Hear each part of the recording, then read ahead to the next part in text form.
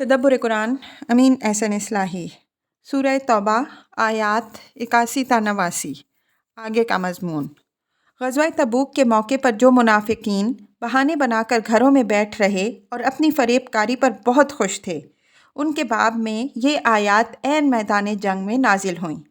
سیاق و سباق بالکل واضح ہے۔ اعوذ باللہ من الشیطان الرجیم۔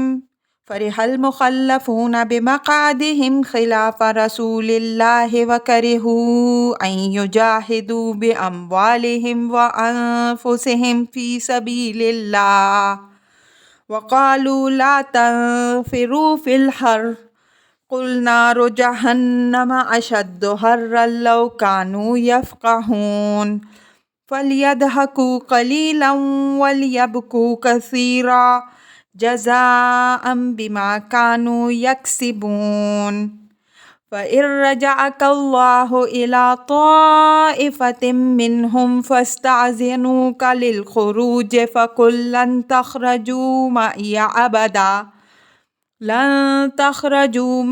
أبدا ولن تقاتلوا معي عدوا إنكم رضيتم بالقعود أول مرة فاقعدوا مع الخالفين ولا تصلي على أحد منهم مات أبدا ولا تقم على قبره إنهم كفروا بالله ورسوله وماتوا وهم فاسقون ولا تعجبك أموالهم وأولادهم انما يريد الله ان يعذبهم بها في الدنيا وتزهق انفسهم وهم كافرون واذا انزلت سورة ان آمنوا بالله وجاهدوا مع رسوله استأذنك اولو الطول منهم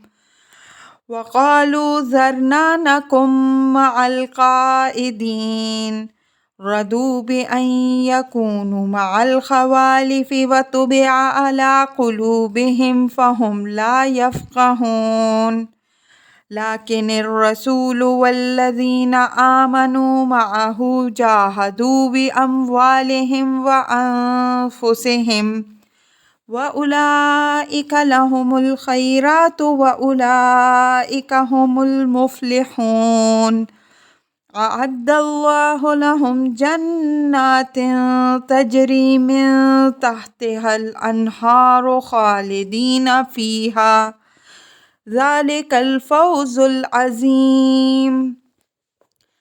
ترجمہ: جو لوگ پیچھے چھوڑ دیے گئے تھے وہ اللہ کے رسول صلی اللہ علیہ وسلم سے پیچھے بیٹھ رہنے پر بہت مگن ہوئے اور انہوں نے برا جانا کہ وہ اپنے مال و جان سے اللہ کی راہ میں جہاد کریں، اور انہوں نے کہا کہ اس گرمی میں نہ نکلو۔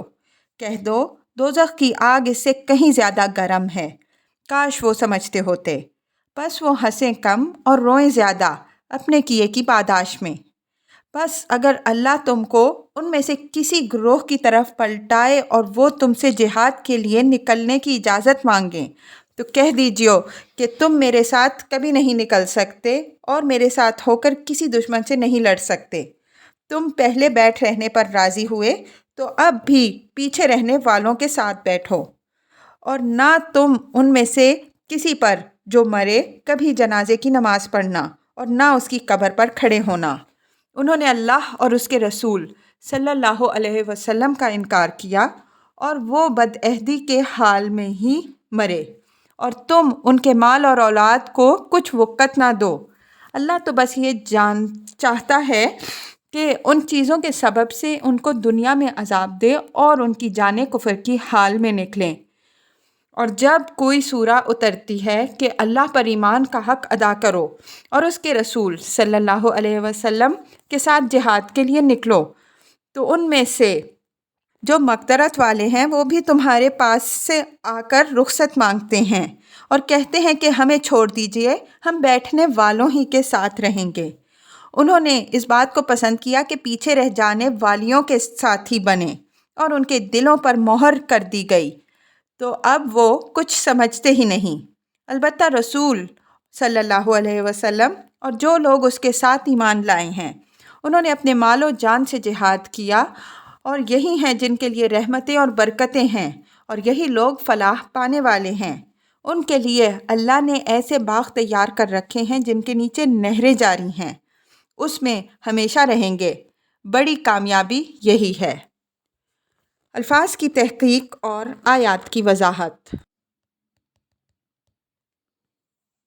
فرح المخلفون بمقعدهم خلاف رسول اللہ وکرہوا ان یجاہدوا باموالہم وانفسہم فی سبیل اللہ وقالوا لا تنفروا فی الحر قل نار جہنم اشد حرا لو کانوا یفقہون۔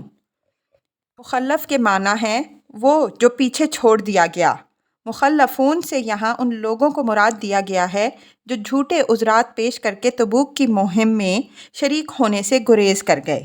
یہاں قرآن نے ان کے لیے مخلفون کا لفظ استعمال کر کے ان کی اصلی حیثیت واضح کر دی ہے کہ بظاہر تو وہ اپنے زوم میں رسول صلی اللہ علیہ وسلم سے رخصت حاصل کیے ہوئے ہیں، لیکن حقیقت میں وہ پیچھے چھوڑے اور نظر انداز کیے ہوئے لوگ ہیں۔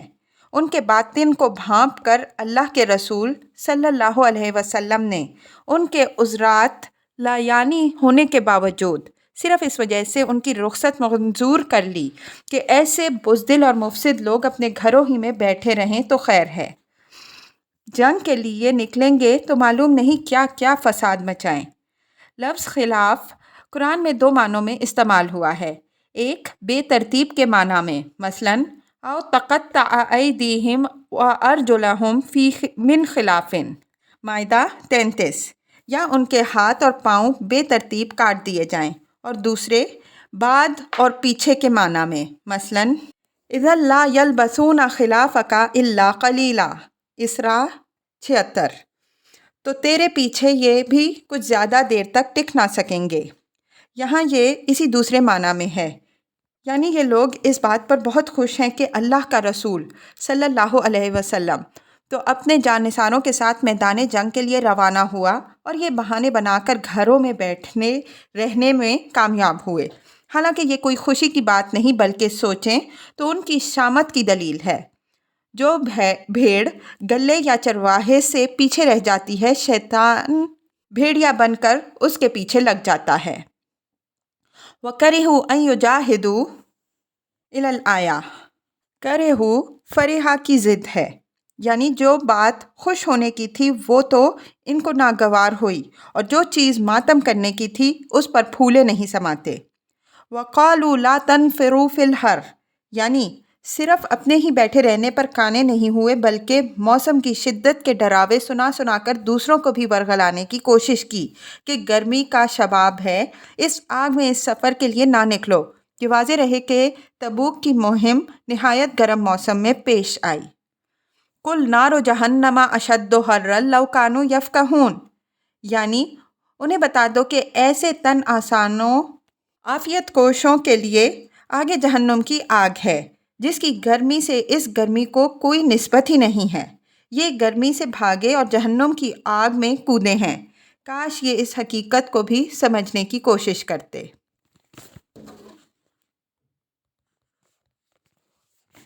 فَلْيَضْحَكُوا قَلِيلًا وَلْيَبْكُوا كَثِيرًا جَزَاءً بِمَا كَانُوا يَكْسِبُونَ، یعنی جب یہ موسم کی گرمی سے بھاگ کر جہنم کی آگ میں کودے ہیں تو اپنی اس کرتوت کی پاداش میں حق یہ ہے کہ یہ ہنسیں کم اور روئیں زیادہ، لیکن جیسا کہ اوپر والی آیت میں گزرا یہ فہم و بصیرت سے عاری ہو چکے ہیں، اس وجہ سے اپنی اس شامت اور بدبختی پر خوش ہیں، گویا انہوں نے کوئی بڑا تیر مارا ہے۔ عام طور پر مفسرین نے یہاں انشاء کو خبر کے معنی میں لیا ہے، لیکن ہمارے نزدیک یہ صحیح نہیں ہے۔ یہاں عمل اور جزا دونوں کو نگاہوں کے سامنے مستحضر کر دیا گیا ہے، اس لیے کہ جس کے اندر بصیرت ہو وہ اس دنیا میں اپنے عمل کے آئینے میں اپنی جزا کو بھی دیکھ لیتا ہے اور اس پر اس کا اثر بھی وہی پڑتا ہے جو پڑنا چاہیے۔ البتہ اندھے بہرے لوگ اس سے محروم رہتے ہیں۔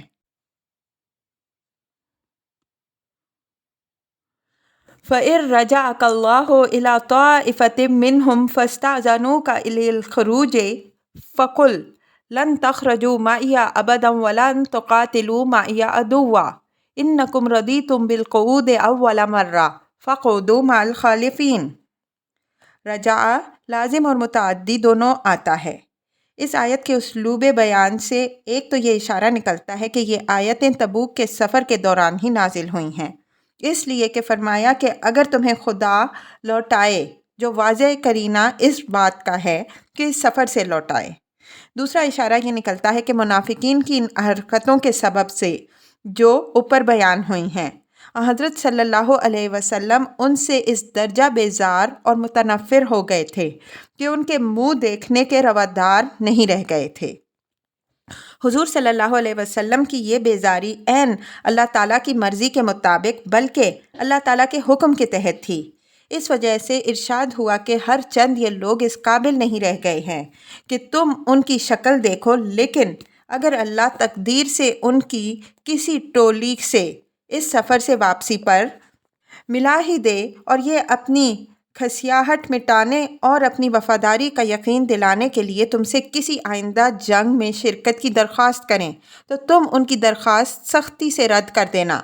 ये गोया इस हुक्म का एक पहलू वाज़ेह फरमा दिया गया जो ऊपर आयत 74 में उनके साथ सख्त रवैया इख्तियार करने की बाबत में दिया गया है।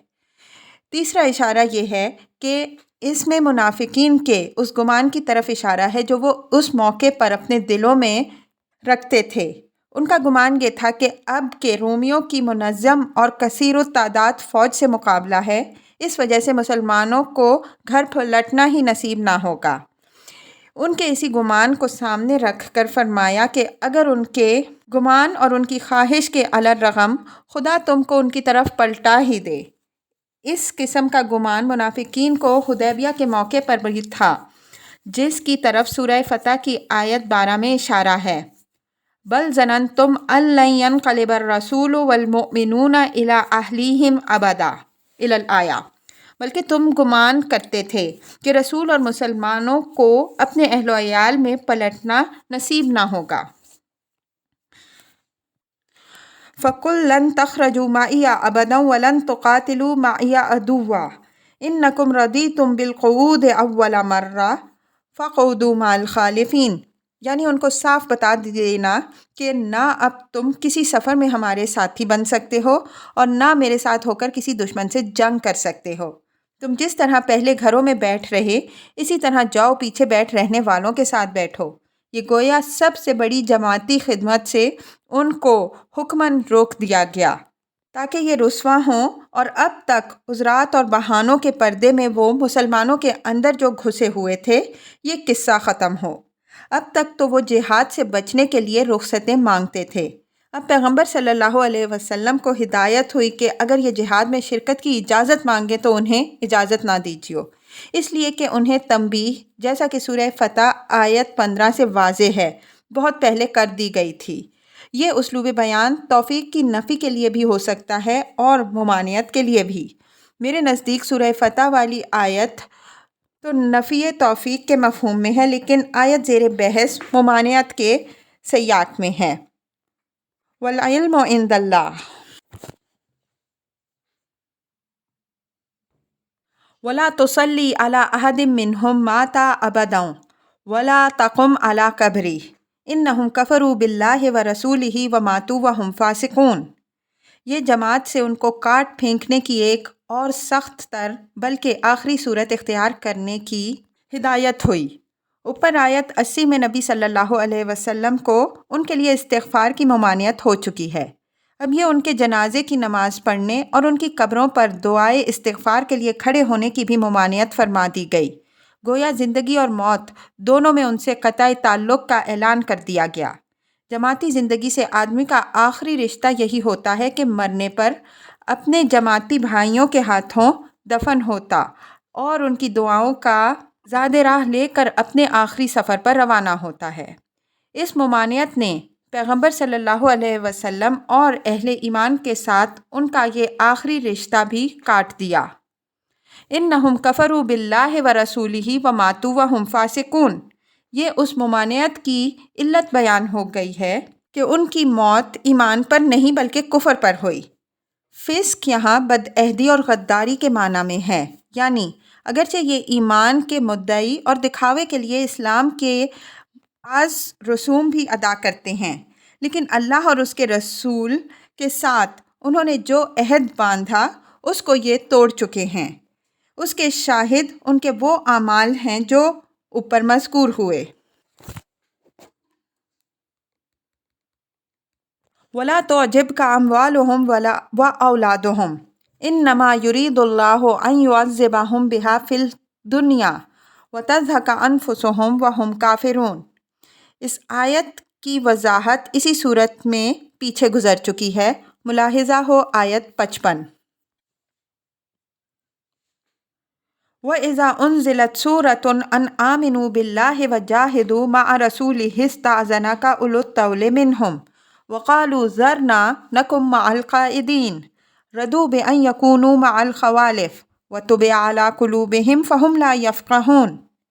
جس طرح لفظ کتاب یا قرآن بعض مقامات میں قرآن کے کسی حکم یا اس کے کسی حصے کے لیے خود قرآن میں استعمال ہوا ہے، اسی طرح لفظ سورہ یہاں اصطلاحی مفہوم میں نہیں بلکہ اس کے کسی حصے یا ٹکڑے کے لیے استعمال ہوا ہے۔ ان آمنوا باللہ وجاہدوا مع رسولہ، فعل آمنو یہاں اپنے حقیقی اور کامل معنی میں استعمال ہوا ہے، یعنی اپنے ایمان باللہ کا ثبوت دو، جو یہ ہے کہ اللہ کے رسول صلی اللہ علیہ وسلم کے ساتھ ہو کر جہاد کے لیے نکلو۔ استاذنک اولو الطول منہم، طول کے معنی قدرت اور غنا کے ہیں، یعنی جب ان سے اللہ کی راہ میں جہاد کا مطالبہ ہوتا ہے تو یہ اپنے دعوائے ایمان میں بالکل پھسڈی ثابت ہوتے ہیں۔ ان کے غرباء اور مسکینوں کا تو کیا ذکر، ان میں سے جو مقدرت اور مال والے ہیں، تندرست جسم بھی رکھتے ہیں اور سامان جنگ فراہم کرنے کا وافر ذریعہ بھی، ان تک کا حال یہ ہے کہ کوئی عذر تراش کر پیغمبر صلی اللہ علیہ وسلم کے پاس رخصت مانگنے آ کھڑے ہوتے ہیں۔ وَقَالُوا ذَرْنَا نَكُن مَّعَ الْقَاعِدِينَ، میرے نزدیک یہ ان کے ما فی الذہن کو ان کے قول سے تعبیر فرمایا ہے۔ قرآن میں بعض جگہ یہود کا قول نقل ہوا ہے، وَقَالُوا سَمِعْنَا وَعَصَيْنَا، ہر چند وہ کہتے تو تھے سمعنا و اطعنا، لیکن چونکہ ان کی دل کی آواز یہی ہوتی تھی کہ سمعنا و عصینا، اور اپنے عمل سے بھی انہوں نے اسی کی گواہی دی، اس وجہ سے قرآن نے ان کے دل کی شہادت کو ان کے قول سے تعبیر کیا۔ گویا انہوں نے سمعنا و اطعنا نہیں بلکہ سمعنا و عصینا ہی کہا۔ اسی طرح ان منافقین نے اگرچہ پیش تو کیے عذرات اور کچھ مجبوریاں، لیکن ان سب کے باطن میں مضمر تھی تن آسانی اور بزدلی۔ وہ نکلنے والے غازیوں کے ساتھی نہیں بلکہ بیٹھ رہنے والے بزدلوں، ناکاروں اور معذوروں کے ساتھی بننا چاہتے تھے۔ ان کے عذرات اور بہانوں کی اسی مضمر حقیقت کو قرآن نے ان کے قول سے تعبیر کر دیا ہے، جس میں ایک نہایت لطیف قسم کا طنز پیدا ہو گیا ہے، جس کی ایک سے زیادہ نظیریں قرآن میں موجود ہیں۔ یہی طنز آگے والی آیت میں ذرا تیز ہو گیا ہے۔ رَضُوا بِأَن يَكُونُوا مَعَ الْخَوَالِفِ وَطُبِعَ عَلَىٰ قُلُوبِهِمْ فَهُمْ لَا يَفْقَهُونَ۔ خوالف عورتوں کو کہتے ہیں اس لیے کہ مرد جنگ و جہاد اور دوسرے مردانہ کاموں کے لیے گھر سے باہر نکلتے ہیں، اور یہ بچوں اور گھروں کی دیکھ بھال کے لیے گھروں میں بیٹھتی ہیں۔ فرمایا کہ انہوں نے مرد ہو کر غازیوں کی ہم سفری اور ہم رکابی کے بجائے اپنے لیے یہی پسند کیا کہ عورتوں کی طرح گھروں میں بیٹھیں۔ ان کی اس ایمانی اور اخلاقی موت کا نتیجہ یہ ہوا کہ ان کے دلوں پر ٹھپا لگا دیا گیا، نہ اب وہ کوئی صحیح بات سوچتے ہیں، نہ کسی عزم و ہمت کے کام کے لیے ان کے اندر حوصلہ پیدا ہوتا ہے۔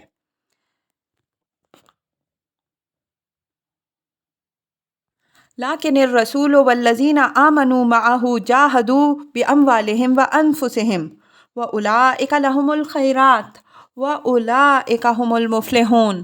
اعد اللہ لہم جنات تجری من تحتها الانہار خالدین فیہا ذالک الفوز العظیم۔